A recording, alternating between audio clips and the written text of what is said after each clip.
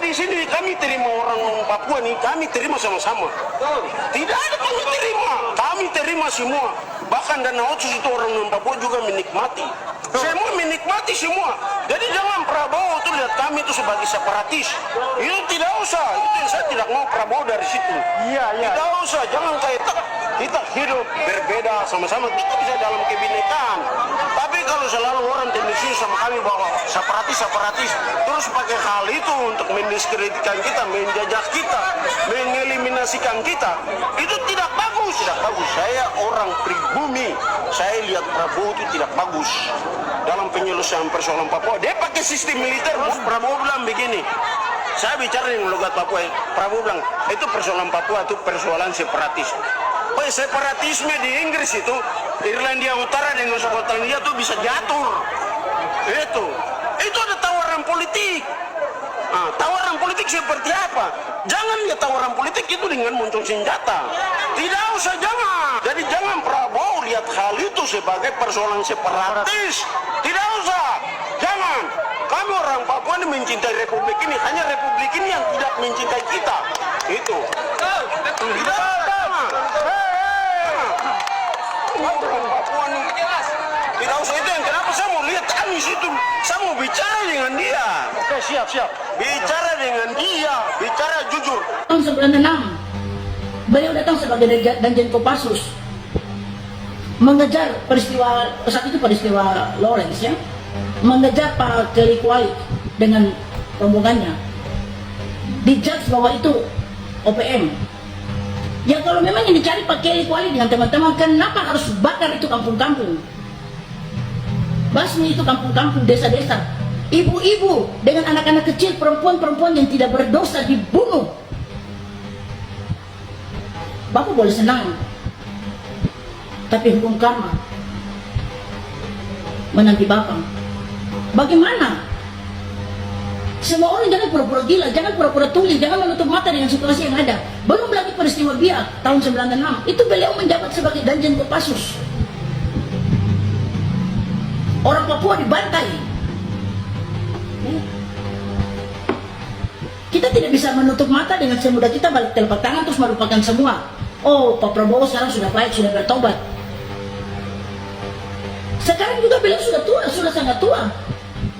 Sudah tidak layak lagi untuk dipilih. Beliau punya semangat hanya karena saya bilang beliau masih punya duit yang sangat banyak. Dan beliau merasa bahwa beliau itu masih sanggup untuk berkuasa.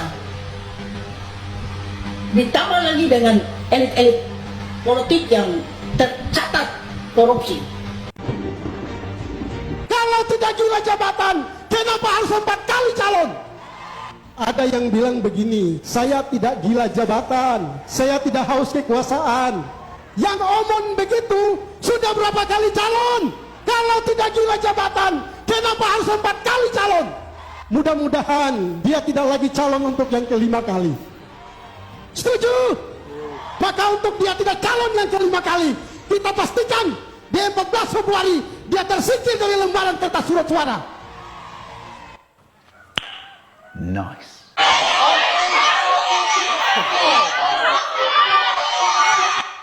Sudah sangat banyak bukti yang memperlihatkan bagaimana sikap Prabowo terhadap pendukungnya. Penolakan terhadap pendukungnya yang ingin memeluknya, ini menandakan bahwa dia menjaga jarak dengan pendukung. Sikap pemimpin seperti ini cenderung arogan. Sikap pemimpin seperti ini seperti seolah-olah raja kepada para budak. Dia tidak akan pernah punya rasa empati. Dia tidak akan pernah merasa bahwa dia bagian daripada rakyat itu sendiri. Bagaimana kita mau memilih pemimpin dengan tipikal seperti ini? Pemimpin seperti ini kalau lahir, dia akan lebih cenderung untuk dilayani daripada melayani. Dia lebih cenderung akan menjadi pemimpin yang arogan, otoriter, dan ingin menang sendiri serta tidak mau dikritik. Dan ini akan sangat berbahaya buat demokrasi kita ke depan. Bagaimana pemimpin yang tidak mau dikritik, dia akan menggunakan segala cara untuk membungkam para pengkritiknya. Dan itu bahaya buat demokrasi Indonesia ke depan. Prof, bagaimana tanggapan Prof soal pendukung 02 yang nangis massal? Mohon penjelasannya, Prof. Bodoh itu. Bodoh. Kalian tahu nggak, pemilihan presiden kali ini bukan memilih yang terbaik untuk jadi presiden, tapi mencegah yang terburuk untuk jadi presiden. Tahu nggak kenapa? Karena pemilihan kali ini beda dengan pemilihan sebelumnya. Di sini kita nggak bisa menolak fakta ya, bahwa ketiga capres ini punya track record mereka masing-masing. Ada Bapak Prabowo yang terkenal lekat dengan isu penculikan, beliau yang terkenal kasar, terkenal ambisius dan lain sebagainya. Itu semua fakta yang ada, yang terjadi dan pernah terjadi. Jadi kita tidak bisa menolak fakta itu. Pak Prabowo yang terhormat, kalau ngomong itu mulutnya mbok dikondisikan Pak, pakai otak sedikit Pak. Bapak apa lupa, petani di Indonesia itu sudah ratusan tahun Pak. Mana ada yang sampai makmur punya mobil terus malahnya ke diskotek Pak. Buat kebutuhan sehari-hari, makan sehari-hari itu sudah repot Pak. Cukup sudah alhamdulillah Pak ya. Nah ini pupuk Pak ya, pupuk. Nih, ini pupuk yang non subsidi Pak, impor Pak. Yang subsidi nggak ada Pak. Non subsidi sulit, apalagi yang subsidi Pak. Nah, urea nggak ada Pak, ya. Jadi ini aja ngutang Pak. Jadi Bapak perlu tahu ya, petani ini tanam itu nanti kalau panen uangnya sudah berkurang Pak. Untuk nyaur utang, bayar hutang pupuk Pak. Apalagi nanti sudah kalau ada bijinya kelihatan panen itu minta uang dulu kepada tengkulak Pak untuk kehidupan sehari-hari. Nanti kalau panen dipotong Pak ya, bukan bergelimang harta seperti Bapak.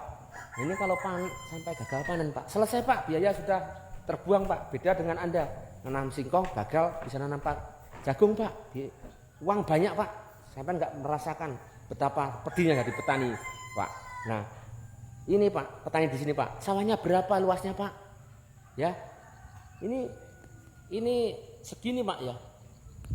Misalnya nanti panen bagus dapat 1 ton Pak, 1 ton padi.